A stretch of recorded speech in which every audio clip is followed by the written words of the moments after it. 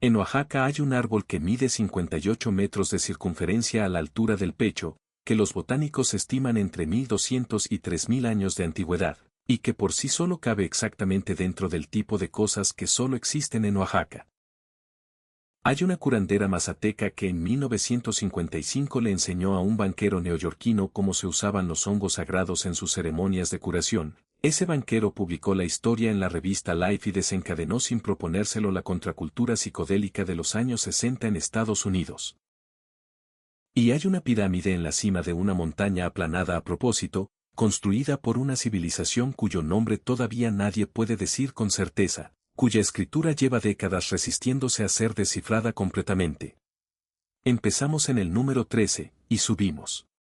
Oaxaca es el estado con mayor diversidad étnica de México, con 16 grupos indígenas reconocidos que hablan entre ellos lenguas tan distintas que algunos no pueden comunicarse sin usar español como idioma de intermediación. Es también el estado con más variedades de chile, de maíz, de mole, de agave y de tejido artesanal de todo el país. Pero dentro de ese territorio hay también la gente cuya lengua no se parece a ninguna otra en el planeta, el color rojo que tiñó los uniformes de los ejércitos europeos durante 3 siglos, los libros prehispánicos que sobrevivieron la conquista mejor que en casi cualquier otra cultura de México, y un viento tan constante y tan fuerte que tiene nombre propio y está generando el mayor conflicto entre energía renovable y derechos indígenas de toda América Latina. Vamos por eso. Empezamos en el número 13, el árbol del Tule, en el atrio de la iglesia de Santa María del Tule, a unos 14 kilómetros de la ciudad de Oaxaca. El árbol es un ahuehuete, Taxodium mucronatum, el mismo género que el sabino y el ciprés de Moctezuma, y tiene una circunferencia en el tronco de 58.9 metros, lo que lo convierte en el árbol de mayor diámetro de tronco en el mundo. Para dar una dimensión de lo que eso significa, son necesarias más de 30 personas con los brazos extendidos para rodear el tronco. Los botánicos estiman su edad en un rango amplio que va de 1200 a 3000 años, con la estimación más conservadora colocándolo como contemporáneo de la caída del Imperio Romano de Occidente. La tradición zapoteca del lugar dice que el árbol fue plantado por Pechocha, un sacerdote de Ejecatl, el dios azteca del viento, hace exactamente 1400 años. La cifra es específica pero no verificable. Lo que sí se puede verificar es que el árbol tiene raíces tan extensas que en los años 90 se evaluó si las obras hidráulicas del pueblo de Tule estaban afectando el acceso del árbol al agua freática, y se modificaron para protegerlo.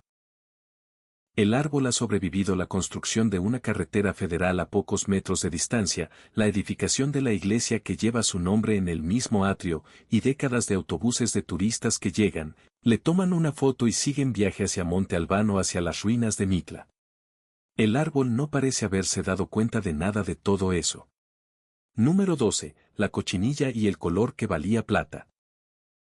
Oaxaca fue durante los siglos XVI, XVII y XVIII el mayor productor del mundo de grana cochinilla, un tinte carmesí obtenido de un insecto parásito del nopal, el Dactylopius coccus, que los zapotecas cultivaban en sus plantaciones de cactus desde tiempos prehispánicos.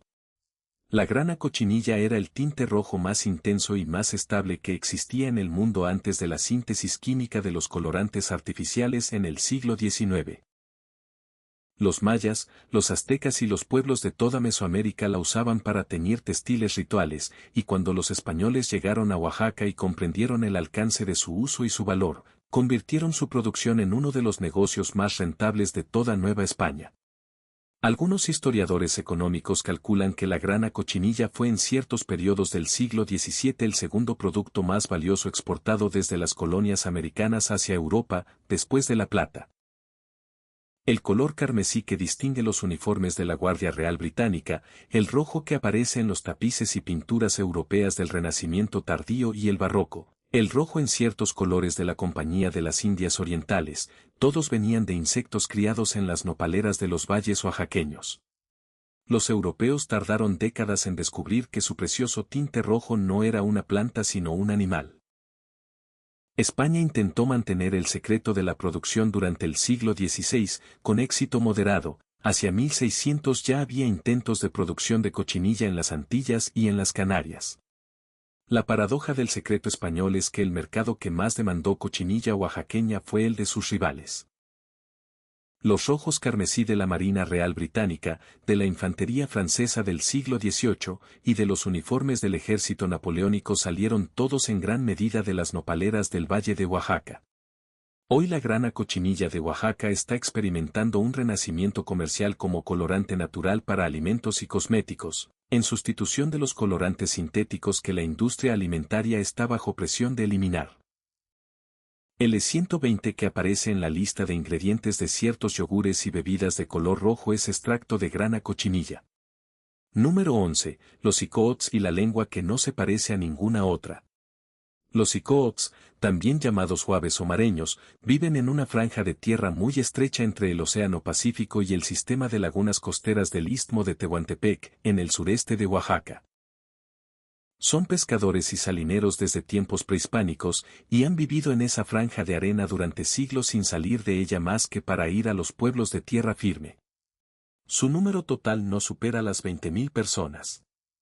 Su lengua, el icoot, es lo que los lingüistas llaman un aislado lingüístico, no tiene ninguna relación demostrable con ninguna otra lengua conocida, ni en México, ni en el resto de América, ni en ningún otro continente. El icoot no pertenece a la familia uto-azteca, ni a la otomangue, ni a la maya, ni a ninguna de las docenas de familias lingüísticas documentadas en México. Los investigadores han buscado durante décadas cognados con lenguas de otras partes del mundo, desde el sudeste asiático hasta las lenguas caucásicas, sin encontrar ningún parentesco que resista el análisis comparativo.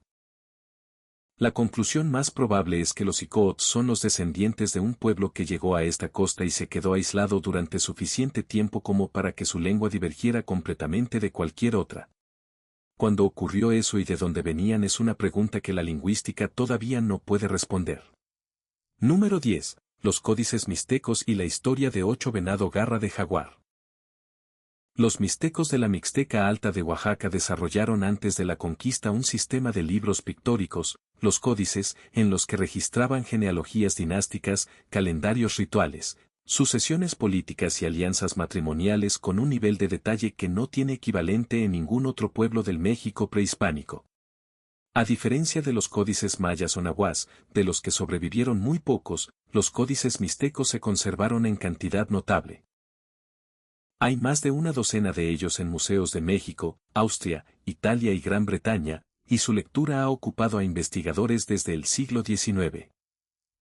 El personaje más documentado de toda la historia del México prehispánico es un gobernante mixteco llamado Ocho Venado Garra de Jaguar, que vivió entre 1063 y 1115 después de Cristo y cuya vida está registrada con tanto detalle en los códices que los investigadores pueden reconstruir su árbol genealógico, la lista de sus guerras, sus alianzas matrimoniales y sus viajes ceremoniales. Sabemos que Ocho Venado fue un guerrero excepcional que conquistó decenas de señoríos, que obtuvo el símbolo de la turquesa en la nariz que distinguía a los grandes señores a través de un ritual en el que fue perforado en presencia de aliados poderosos, y que murió sacrificado a los 52 años, posiblemente a manos de sus propios parientes. Todo esto está pintado en los códices en un lenguaje pictórico que los investigadores han aprendido a leer con suficiente precisión como para relatar su vida entera. Es la biografía más completa de cualquier individuo en el México prehispánico, y casi nadie fuera de los especialistas en cultura mixteca sabe su nombre.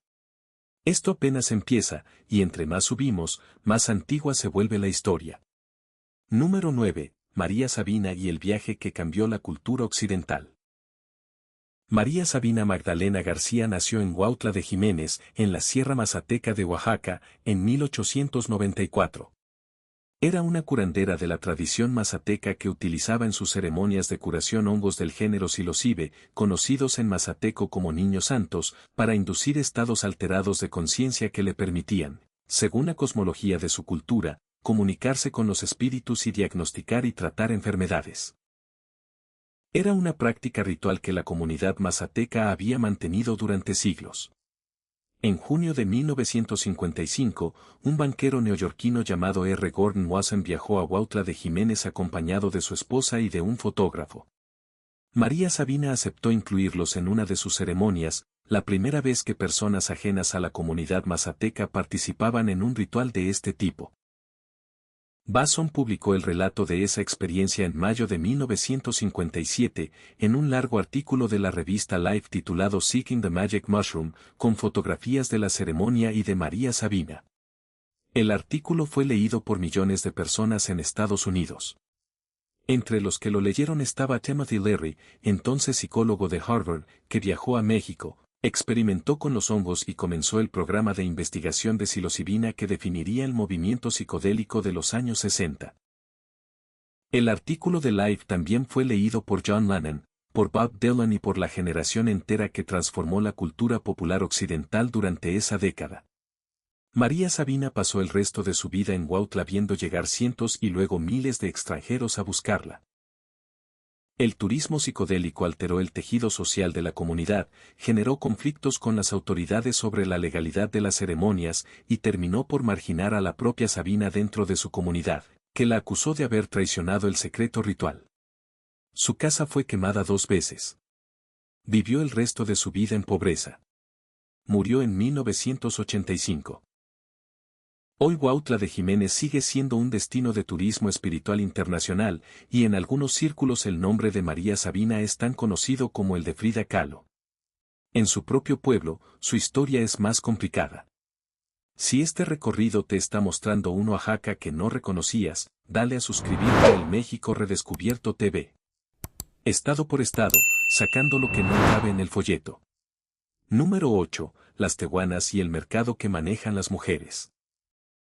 En el istmo de Tehuantepec, la región que ocupa la parte más estrecha del territorio mexicano entre el Golfo de México y el Océano Pacífico, las mujeres zapotecas del istmo, conocidas como tehuanas, tienen una presencia en la vida económica y pública de sus comunidades que los antropólogos han estudiado durante más de un siglo sin llegar a un consenso sobre cómo clasificarla.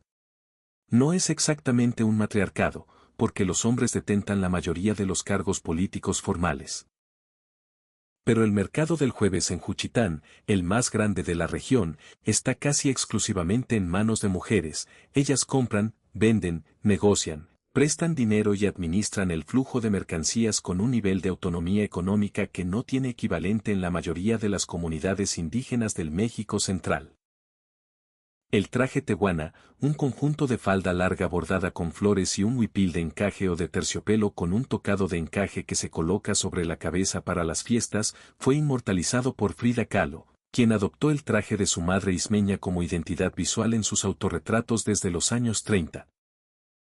La paradoja de esa adopción es que Frida Kahlo fue azteca con padre alemán, vivió casi toda su vida en el altiplano central, y convirtió un traje del sur de Oaxaca en símbolo del feminismo mexicano internacional. Las propias mujeres tehuanas tienen opiniones encontradas sobre esa apropiación, algunas la reconocen como difusión, otras como reducción de su cultura a una imagen de postal. Número 7. Los mixtecos invisibles en California. En los años 80 y 90 del siglo pasado, la migración masiva de trabajadores agrícolas indígenas del estado de Oaxaca hacia los campos de California transformó la demografía de varios condados del Valle de San Joaquín y del Valle de Salinas. Hoy se estima que hay entre 150,000 y 250,000 personas de origen mixteco viviendo en California, la mayoría en las ciudades de Oxnard, Madera, Fresno y Santa María. Son la mayor comunidad indígena de origen mexicano en los Estados Unidos. Lo que los hace invisibles en la estadística oficial es que el Censo de Estados Unidos los clasifica como Hispanic/Latino o como Mexican sin ninguna subcategoría para su identidad étnica específica. Para muchos de ellos, el español es su segunda lengua, el mixteco es la primera. Esto crea situaciones en las que un médico o un trabajador social hispanoparlante no puede comunicarse con un jornalero mixteco, porque los dos hablan lenguas distintas. Los consulados mexicanos en California han comenzado a contratar intérpretes de mixteco, y en algunos casos de otras lenguas oaxaqueñas, para atender a esa comunidad. La migración mixteca a California es también una de las más documentadas en términos de transnacionalismo. Las comunidades de origen en la Mixteca Alta mantienen fiestas patronales, cargos religiosos y proyectos de desarrollo que son cofinanciados desde California, creando una comunidad que existe simultáneamente en 2 países. Compártelo con alguien que crea que los migrantes mexicanos son una categoría homogénea, porque la mitad de esa conversación la están teniendo en un idioma que no tiene nombre en ningún manual de historia de los Estados Unidos. Número 6. El viento del Tehuantepec y el conflicto entre el viento y la tierra. El istmo de Tehuantepec tiene algunos de los vientos más fuertes y más constantes del planeta, producidos por el efecto de canalización que crea la estrechez del istmo. El aire frío del Golfo cruza la barrera montañosa y se precipita hacia el Pacífico a través de la depresión del istmo, creando ráfagas que en los meses de mayor intensidad alcanzan 120 km por hora de forma sostenida. Los marineros del Pacífico conocían el Tehuantepecero desde el siglo XVI y lo marcaban en los mapas de navegación como un peligro costero. Desde los años 90, ese viento ha atraído a las mayores empresas de energía eólica del mundo. Hoy el istmo de Tehuantepec concentra la mayor densidad de parques eólicos de México, con aerogeneradores que en algunos puntos se ven en todas direcciones desde el horizonte. El problema es que la mayor parte de esos parques fue instalada en tierras comunales de comunidades zapotecas e icots bajo contratos que los estudios jurídicos del Centro de Derechos Humanos del Istmo de Tehuantepec y del Organismo de Naciones Unidas para los Pueblos Indígenas han documentado como negociados sin los procedimientos de consulta previa e informada que el Convenio 169 de la OIT exige. Las comunidades que generaron algunos de los contratos firmados dicen que no comprendieron los términos en la lengua en que fueron redactados, que no recibieron la información técnica necesaria para evaluar el impacto en sus tierras y que la compensación económica acordada no corresponde al valor real del uso de sus tierras. El istmo de Tehuantepec es hoy el escenario del conflicto más intenso entre la expansión de la energía renovable y los derechos de los pueblos indígenas en toda América Latina. Número 5. Mitla y el mosaico que no usa cemento. Liobaa, el nombre zapoteca del sitio que los aztecas llamaron Mitla, el lugar de los muertos, está a 46 kilómetros de la ciudad de Oaxaca, en el valle de Tlacolula, y tiene una de las técnicas constructivas más extrañas del México prehispánico. Las paredes de los palacios y templos de Mitla están decoradas con paneles de grecas geométricas, líneas en zigzag y patrones escalonados, construidos incrustando millones de pequeñas piezas de piedra cortada con precisión milimétrica unas junto a otras, sin usar ningún tipo de argamasa o cemento. Las piezas se sostienen solas por la tensión entre ellas y por el peso de las hiladas superiores. El resultado visual es un mosaico de piedra de una complejidad que los conservadores de Lina han descrito como técnicamente más difícil de mantener que cualquier otra superficie arquitectónica prehispánica, porque la remoción o el desplazamiento de una sola pieza puede desestabilizar todo un panel. Los patrones de Mitla no son decorativos en el sentido convencional. Algunos investigadores los interpretan como representaciones de la serpiente emplumada, otros como calendarios codificados, otros simplemente como el lenguaje visual abstracto de una cultura que resolvió la geometría pura como forma de expresión. La iglesia de San Pablo Villa de Mitla, que los franciscanos construyeron en el siglo XVI, usa como una de sus columnas un monolito de piedra original de Mitla que los frailes no removieron sino que incorporaron directamente a la estructura cristiana. La columna tiene hoy dos funciones, sostiene el techo de la nave de la iglesia y recuerda que ese techo fue construido encima de algo anterior. Número 4. El mezcal y las agaves que se están yendo. Oaxaca produce aproximadamente el 80% del mezcal de México, con más de 50 variedades de agave distintas utilizadas por los maestros mezcaleros en diferentes regiones del estado. A diferencia del tequila, que utiliza únicamente el agave azul cultivado en plantaciones industriales, el mezcal tradicional oaxaqueño usa con frecuencia agaves silvestres que crecen en las laderas de la sierra sin intervención humana. El tiempo de maduración de esas plantas varía. El espadín, la variedad más común, tarda entre 6 y 8 años, el tobalá silvestre tarda entre 12 y 15, el tepestate puede tardar entre 20 y 35 años en alcanzar la madurez reproductiva. El boom del mezcal artesanal, que se produjo entre 2010 y 2020 con el crecimiento explosivo de la demanda internacional, generó una presión de extracción sobre esas variedades silvestres que los biólogos de la UNAM y del CIDIR Oaxaca documentan como insostenible en varios casos. El tepestate y el tobaciche silvestres han visto reducidas sus poblaciones en ciertas zonas de la sierra a niveles que algunos especialistas califican como peligrosos. El ciclo es cruel. El éxito comercial del mezcal artesanal generó la demanda que podría destruir las condiciones que hacen posible producir ese mezcal artesanal. Varios maestros mezcaleros oaxaqueños han comenzado programas propios de cultivo de variedades silvestres para reducir la presión sobre las poblaciones naturales, pero el ritmo de la demanda sigue siendo más rápido que el ritmo de crecimiento de las plantas. Número 3. Benito Juárez y el camino desde Guelatao. El 21 de marzo de 1806, en la pequeña comunidad zapoteca de San Pablo Guelatao, en la Sierra Juárez de Oaxaca, nació Pablo Benito Juárez García. Su lengua materna fue el zapoteco. Cuando tenía 12 años, después de que sus padres murieran siendo el niño y de haber trabajado como pastor de ovejas en el monte, caminó solo hasta la ciudad de Oaxaca porque quería estudiar. No hablaba español. Un encuadernador de libros llamado Antonio Maza lo recibió en su casa y lo puso en contacto con los frailes franciscanos, donde aprendió español, latín y los fundamentos del derecho canónico.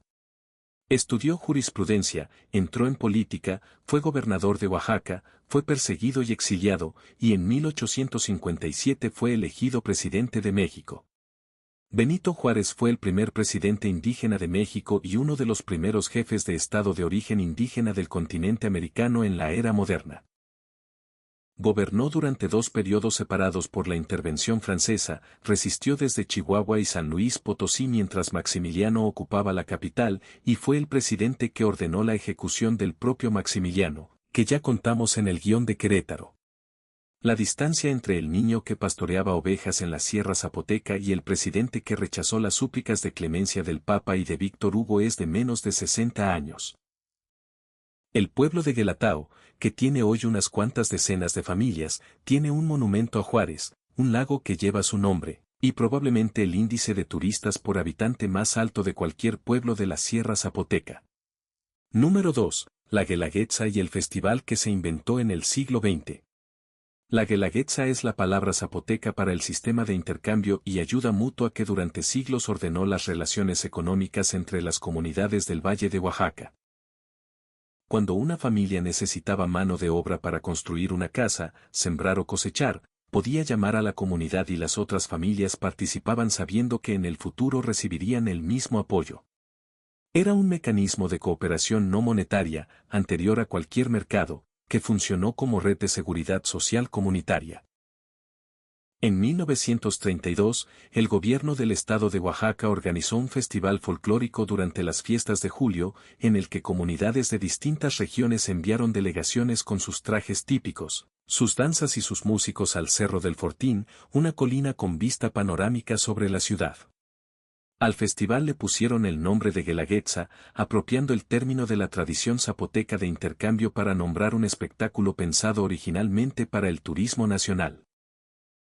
Hoy la Guelaguetza reúne a decenas de miles de espectadores cada julio en el anfiteatro del Cerro del Fortín y es el festival turístico más importante del estado. Las comunidades que participan llevan trajes, bailan y lanzan productos locales a la audiencia como gesto simbólico del intercambio que da nombre al evento. El sistema de cooperación comunitaria que da nombre al festival sigue existiendo en muchas comunidades, sin anfiteatro, sin turistas y sin entrada. Hay además una guelaguetza comunitaria y popular, organizada cada año al margen del evento oficial, donde las comunidades participan sin costo de entrada y con un formato que las propias organizaciones indígenas y culturales de Oaxaca controlan. La tensión entre las dos guelaguetzas, la institucional y la popular, refleja una disputa más amplia sobre quién tiene el derecho de definir qué es la cultura oaxaqueña y para quién existe. Y llegamos al número 1, a la imagen que más personas en el mundo asocian con Oaxaca y que es también la más difícil de explicar en una sola oración. Monte Albán. El centro ceremonial fue construido a partir del año 500 a.C. sobre la cima de un conjunto de cerros en el Valle de Oaxaca, después de aplanar artificialmente la parte superior para crear una plataforma de aproximadamente 400 metros por 300, con edificios a los 4 costados y una plaza central que los arqueólogos de Lina calculan fue el escenario de las reuniones políticas y los rituales más importantes de la civilización que la construyó. En su momento de mayor desarrollo, entre el año 0 y el 700 después de Cristo, Monte Albán fue la ciudad más grande de toda Mesoamérica, con una población estimada entre 25.000 y 30.000 personas y un territorio de influencia que cubría los valles centrales de Oaxaca. La pregunta que Monte Albán no responde de forma definitiva es quién la construyó. Los zapotecas reivindican Monte Albán como su ciudad ancestral, y hay evidencia arqueológica de continuidad cultural entre los constructores del sitio y las comunidades zapotecas que existían al momento de la llegada de los españoles. Pero los trabajos del periodo más temprano de Monte Albán, entre el 500 a.C. y el año 0, muestran rasgos culturales que los arqueólogos no pueden atribuir con seguridad a los zapotecas como los conocemos en el periodo clásico. La escritura que aparece en las inscripciones del sitio, con más de 600 glifos documentados, es distinta de los sistemas de escritura conocidos del área maya y del altiplano central, y su descifrado sigue siendo parcial. Los danzantes son una galería de más de 300 piedras esculpidas que datan del periodo más antiguo del sitio, con figuras humanas en posiciones que los primeros exploradores del sitio, en el siglo XIX, interpretaron como danzantes. La interpretación moderna, basada en estudios de los últimos 30 años, es diferente. Las figuras muestran ojos cerrados o entreabiertos, posiciones que implican cuerpos inertes, y en varios casos señales de mutilación o de sacrificio. Los rollos de papel que salen de las bocas y los ombligos de algunas figuras son interpretados ahora como sangre o como la fuerza vital que abandona el cuerpo. Los danzantes no son danzantes. Son registros de victorias militares o sacrificios rituales, los trofeos en piedra de una civilización que construyó su ciudad en lo alto de una montaña y la decoró con las imágenes de sus enemigos. Y eso es todo. 13 lugares, el estado más diverso del país, y la sensación de que Oaxaca lleva 3000 años siendo demasiado complicada para caber en una imagen. Ahora te toca a ti. De estos 13 lugares, ¿cuál no sabías que existía? Y si pudieras ver uno mañana, ¿cuál sería? Cuéntamelo en los comentarios, porque de ahí sale el próximo estado. Y si conoces a alguien que crea que Oaxaca es el mole, los tlayudas y la guelaguetza, manda este video, porque le falta el idioma que no se parece a ningún otro en el planeta, el árbol que lleva 3000 años siendo el más ancho del mundo, y los hongos que sin querer cambiaron la cultura de los años 60.